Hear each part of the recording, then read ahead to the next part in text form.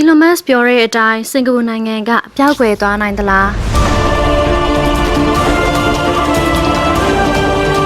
အမေရိကန်နိုင်ငံရဲ့ကမ္ဘာကျော်ထရီလီယံနာတထေးကြီး Elon Musk ကကလင်မွေးဖွားနှုန်း3.9 ခွန်အထိကျဆင်းလာတဲ့စင်ကာပူနိုင်ငံကတဖြည်းဖြည်းပျောက်ကွယ်သွားနိုင်ကြောင်း Singapore is going extinct လို့ခန့်မှန်းဟောကိန်းထုတ်ခဲ့ပါတယ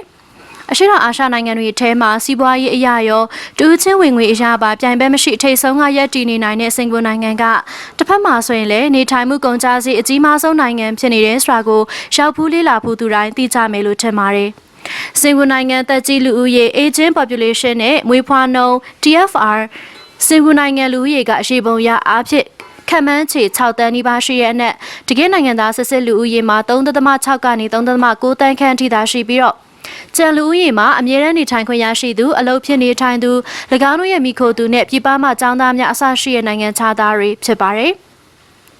်စင်ကာပူနိုင်ငံက2025ခုနှစ်မှာနိုင်ငံရှိလူ9ဦးမှ2ဦးမှာပင်စင်စားအလုံနာရွယ်သက်ကြီးများဖြစ်နေပြီးလာမယ့်2029ခုနှစ်နောက်ပိုင်းမှာတော့လူဦးရေ4ဦးမှ2ဦးမှာပင်စင်စားအလုံနာရွယ်သက်ကြီးဖြစ်လာနိုင်လောက်တဲ့အထိနိုင်ငံရဲ့အိုမင်းလူဦးရေတိုးပွားလာနိုင်ကြောင်းအစိုးရကသုတေသနပြုကြေညာထားပြီးသားလည်းဖြစ်ပါတယ်။ထို့တူ Elon Musk ပြောတဲ့နှစ်စဉ်စုစုပေါင်းကလေးမွေးဖွားနှုန်း Total Fertility Rate TFR ကလည်းဆယ်စုနှစ်3ခုဆက်တိုက်declining for 3 decades နေ့စဉ်ကျဆင်းလာကအခု3.9ခွန်ရောက်တဲ့အထိကျဆင်းလာပြီးဆက်လက်ကျဆင်းနိုင်ဖွယ်အနေထားလဲများစွာရှိလာနေပါတယ်။လူငယ်များကြားမှာအတူနေထိုင်မှုများရှိပေမဲ့အိမ်အောင်ပြုစုံတဲ့ဥယျာဉ်နဲ့အတူကွာရှင်းစုံတဲ့ဥယျာဉ်ဒီလည်းရကနှုန်းအဖြစ်အပြိုင်ဆိုင်ဖြစ်လာပါတယ်။အိမ်အောင်မြဲသူများကြားမှာလည်းကလေးယူခြင်းကိုအယုံကြည်ရှိသူကျဆင်းလာပြီးသားသမီးမယူသူစုံတဲ့များပြားလာပါတယ်။တစ်ဖက်မှာဆိုရင်လည်းကလေးတယောက်ကိုလက်တွေ့ကြကြပြုစုပြောထောင်မယ်ဆိုပါကစရိတ်စကလည်းမတွေးဝင့်အောင်ကြီးမားလာပါတယ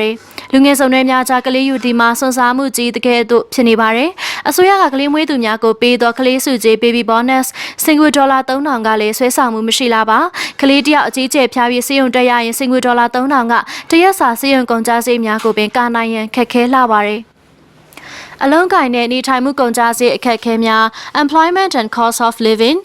စင်ကာပူနိုင်ငံကရှေးပုံရအားဖြင့်ဝင်ငွေနဲ့ထက်ငွေများတယ်ဆိုပေမဲ့လည်းချိုတင်9ရန်ငွေပေးချေမှုစနစ်ဖြင့်သာဝယ်ယူရတဲ့ကားနဲ့ချင်းငွေများအတွက်လစဉ်ပြန်လည်ပေးဆောင်ရတဲ့ကုန်ကျစရိတ်ပင်စင်စုငွေအိမ်သက်ရှင်ရေးနဲ့ရေမီခွန်အိမ်အသက်အဆရှိသည်တို့အတွက်အာမခံပရီမီယံပေါင်းများစွာအစားအသောက်အဆရှိသောစုပေါင်းကုန်ကျစရိတ်များနှုတ်ပြီးပါကလူလွတ်ပင်လေစုစားနိုင်ရန်ခက်ခဲလာပြီးကိုဗစ်ကရောဂါကာလနောက်ပိုင်းမှာပုံမဆိုးရွားလာပါတယ်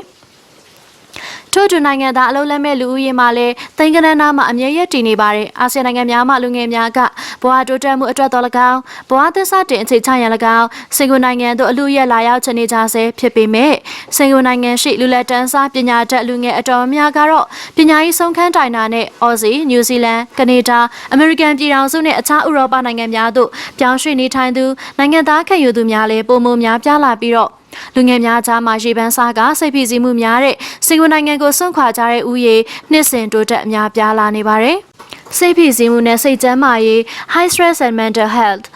လွန်ခဲ့တဲ့နှစ်ပေါင်း20ခန့်ကစင်ကာပူနဲ့ယနေ့စင်ကာပူနိုင်ရှင်ကြည့်မယ်ဆိုရင်လူငယ်စိတ်ကျန်းမာရေးချို့တဲ့သူဥယေများပြားလာပါတယ်။စာသင်ရွယ်မှာလည်းစာသင်ကြားမှုဆိုင်ရာစိတ်ဖိစီးမှုများရှိတဲ့ကဲ့သို့ဘွဲရပြီးအလုပ်ဝင်ရန်ပြိုင်ဆိုင်မှုကလည်းလူငယ်များကြားမှာကြီးမားတဲ့စိန်ခေါ်မှုကြီးဖြစ်ရပြန်ပါတယ်။အဆဆရရကိုကုန်ကြစိတ်ဖိစီးမှုဖြင့်သာတိုင်းတာရင်တူရဲနေလူပြိုကြီးအပြိုကြီးများအိမ်နာကွဲများပုံမများပြားလာပြီးတော့စိတ်ထွက်ပေါက်ပြောက်သူတိုင်မဖို့တိုင်မဖက်မဲ့သူအများစုဖြစ်လာပါတယ်။ထို့တူကူရမဲ့တာထောက်သမီးခံဆွေမျိုးမဲကအိမ်တွင်းတယောက်တည်းဆုံးပါသွားပြီးပုံမှန်အနံ့ရ၍အသိရှိရတဲ့ရင်းနှီးဖွယ်သက်ကြီးသိဆုံးမှုများဟာလည်းတစ်နှစ်ထက်တစ်နှစ်တိုးပွားလာပါတယ်။ကိုလုံးလုံးမကိုရက်တည်နိုင်မဲ့လူနေမှုစနစ်တော်အားကြောင့်အမွေးချင်းနေပါသူများသည်လည်းစိတ်မကောင်းစွာဖြင့်ပင်မိအိုဖာအိုကိုလူအိုယုံဒါမှမဟုတ်သက်ကြီးဆောက်ရှောက်ရေးကိဟာတို့ပို့ဆောင်ရမှုမှာလည်းနှစ်စဉ်မြင့်တက်လာနေပြီးတော့အစိုးရကပင်လူအောင်ယူတိုးချက်ဆောက်လုပ်ခြင်းများကိုတိုးကလှုံ့ဆော်လာနေကြပါတယ်။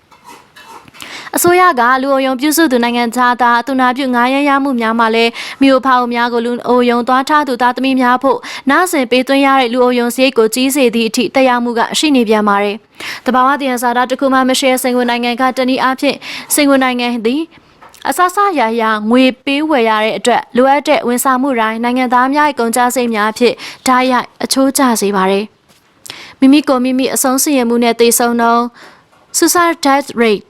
စင်ကာပူနိုင်ငံကနှစ်စဉ်မွေးဖွားနှုန်း100ခန့်နှုန်းအောက်သို့ကျဆင်းနေုံများသာမကတာမန်သေဆုံးမှုများမပါနိုင်ငံတွင်းနှစ်စဉ်မိမိကိုမိမိအဆုံးစီရင်နှုန်းကလည်းဆယ်စုနှစ်နဲ့ချီကနိုင်ငံသားလူဦးရေရဲ့100ခန့်နှုန်းနဲ့အထက်အမြင့်ရှိနေပါတယ်။အဆုံးစီရင်သူများထဲမှာနိုင်ငံခြားသားနေထိုင်သူများပါတယ်ဆိုပေမဲ့အနည်းငယ်သာဖြစ်ပြီးနိုင်ငံသားမှအများဆုံးဖြစ်ပါတယ်။အစိုးရကထုတ်ပြန်တဲ့နိုင်ငံတွင်းမိမိကိုမိမိအဆုံးစီရင်သူမှတ်တမ်းချက်လက်များအရ2014ခုနှစ်မှာ415ဦး2015ခုနှစ်မှာ432ဦး2016ခုနှစ်မှာ415ဦး2019ခုနှစ်မှာ384ဦး2018ခုနှစ်မှာ396ဦး2019ခုနှစ်မှာ400ဦး2020ပြည့်နှစ်မှာ452ဦး2021ခုနှစ်မှာ388ဦး2022ခုနှစ်မှာ486ဦး2022ခုနှစ်မှာ322ဦးရှိပြီး2000ပြည့်နှစ်မှာစပြီးနှစ်စဉ်သက်သေမှုများနဲ့နိုင်ရှယ်မှာကအနည်းဆုံးသောနှစ်ဖြစ်ပါတယ်222ရောက်သောအဆုံးစီရင်သူမှာအမျိုးသားများဖြစ်ပြီးရာခိုင်နှုန်းအဖြစ်68.9ရာခိုင်နှုန်းဖြစ်ပါတယ်စေမကောင်းစရာက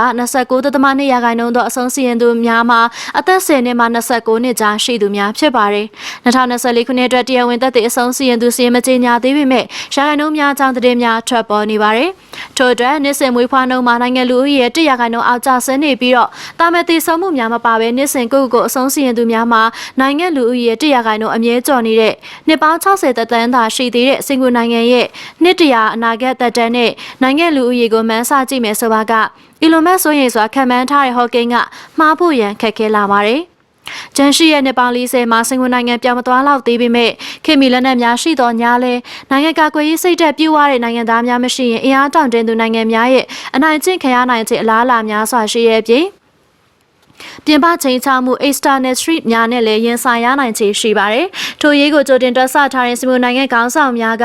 အရွယ်ရောက်ပညာတတ်နိုင်ငံခြားသားနေထိုင်သူများနဲ့၎င်းတို့ရဲ့သားသမီးများကိုအမြဲတမ်းနေထိုင်ခွင့်နဲ့နိုင်ငံသားပြောင်းလဲဆက်ခံခွင့်များကိုစီစစ်ချပေးကနိုင်ငံသားလိုအပ်ချက်ကွက်လက်များကိုဖြည့်တင်းလာနေပါတယ်။သို့သောထိုမဟာဗျူဟာမှာစီးပွားရေးကုန်ထုတ်လုပ်ငန်းနဲ့အရေးချင်းလူစားရေးမြစ်လိုအပ်ချက်ကိုသာဖြည့်တင်းနိုင်မှာဖြစ်ပြီးနိုင်ငံနဲ့တရားရေးကြားမှုနိုင်ငံချစ်စိတ်နိုင်ငံတော်ကာကွယ်ရေးတာဝန်များအတွက်မူအစိုးရခေါင်းဆောင်ကြီးများဖို့ကြီးမားတဲ့စိန်ခေါ်မှုကြီးများရှိနေစေပါနိုင်ငံတည်မြဲရဲ့တည်ငြိမ်ရေးနဲ့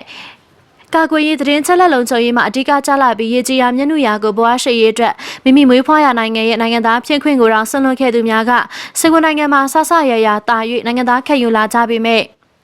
စင်ကာပူနိုင်ငံသားနိုင်ငံတော်ကာကွယ်ရေးပေါ်အခြေအနေပြည့်လာပါကထိုနိုင်ငံသားသစ်များစင်ကာပူကိုတကယ်အသက်ဆုံးကာကွယ်ကြမလားခေါင်းဆောင်ဆွန့်ခွာသွားကြမလားဆိုတာကတော့လေးနက်တဲ့စိုးရင်ဖွယ်မိကွန်းထုတ်စရာပါအထက်ပါလေးလာသူများကိုအမိမပြည်အတွက်သင်ခန်းစာယူရပါကမိမိတို့နိုင်ငံမှာဖြေရှင်းမရနိုင်သေးတဲ့သမိုင်းပြဿနာများစွာရှိနေစေနဲ့ယနေ့ပြဿနာများစွာပေါ်ပေါက်လေဆဲဖြစ်နေကစားစင်ကာပူကိုလည်းမျက်ခြေမပြတ်သင်ခန်းစာယူသင်ပါတယ်။နိုင်ငံစုံကတက်လက်များဖြင့်ဖွဲ့စည်းထားတဲ့ multinational country ပါဆိုသောတိုးတက်ချမ်းသာတဲ့နိုင်ငံများပင်လူသားများရှိနေုံနဲ့တိုင်းပြည်မတည်မြဲနိုင်ပါလုံလောက်တဲ့နိုင်ငံသားဥယျာဉ်ရှိမှနိုင်ငံဆိုသည်မှာတနောင်းတင့်တယ်ဖြစ်သည်ဆိုတာကိုသတိချက်သင်ပါတယ်။